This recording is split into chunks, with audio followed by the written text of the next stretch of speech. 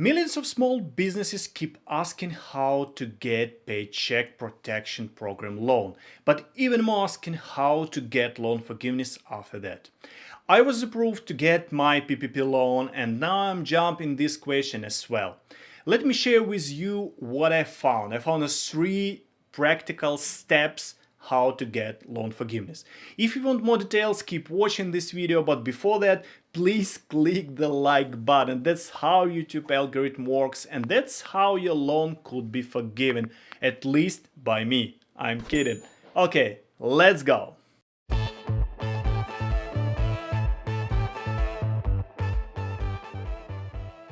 If you're first time on this channel, my name is Dmitry Bonder and I'm sharing business stories, tips and tricks to the first million in business. I'm sharing my personal experience and how I run my business. One important disclaimer.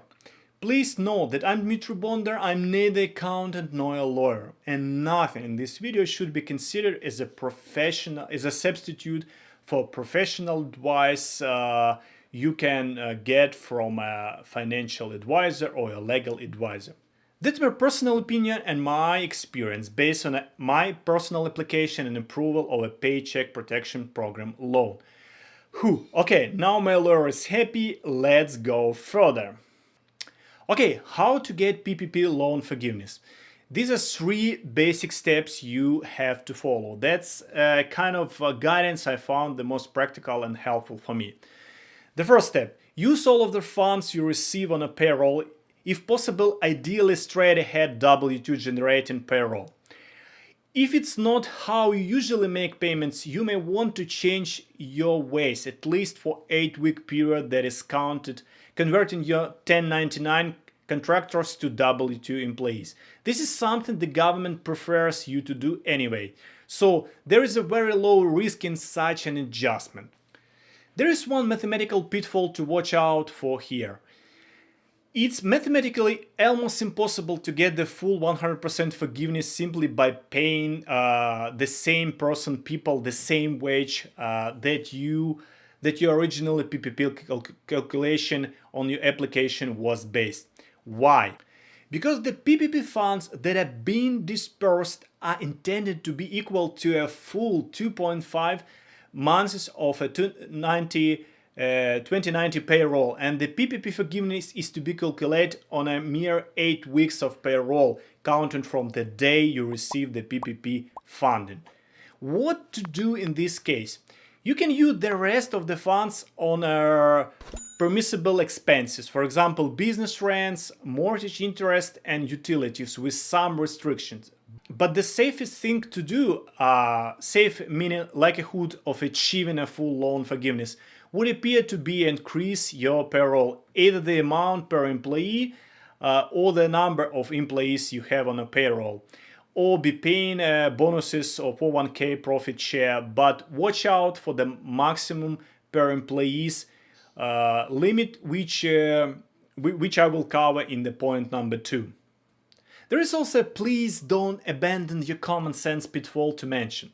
Rehiring employees you really don't actually have work for at a present will an admirable social good could end up at saddling you with a long-term debt if you don't end up achieving forgiveness. Though it's nice to know that even if it isn't forgiven, the PPP is in a spectacular low interest loan.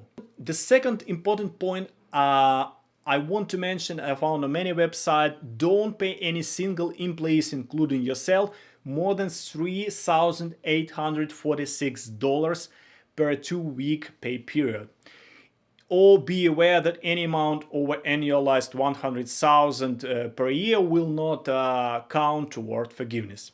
At the time when I'm shooting this video, the SBA has been vague about the exact way that's calculated, so for the best result, please play it safe.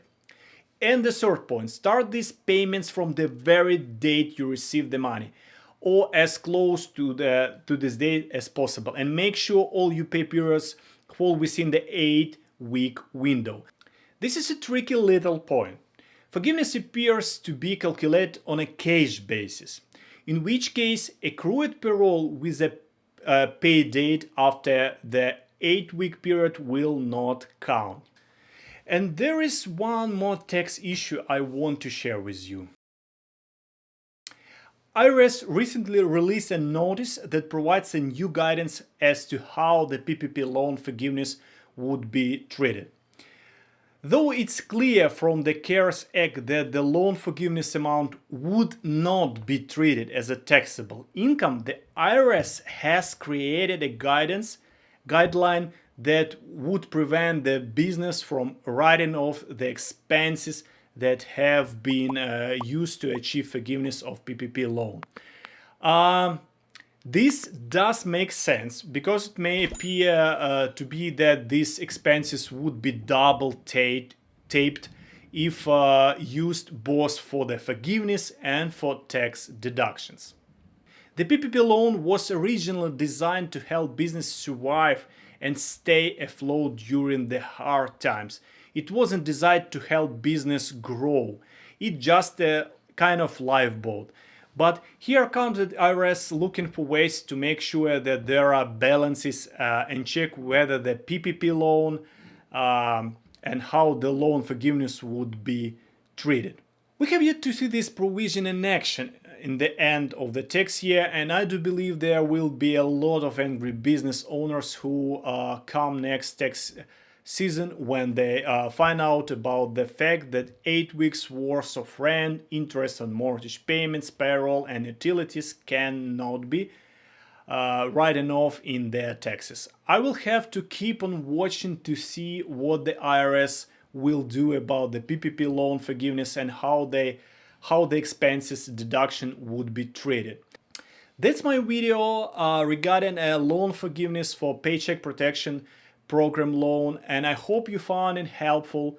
Please put in the comments if you applied for this loan, whether you received or not this loan, and let's share some information how you will be dealing with all these issues. Thank you for watching and have a good time for you and your business.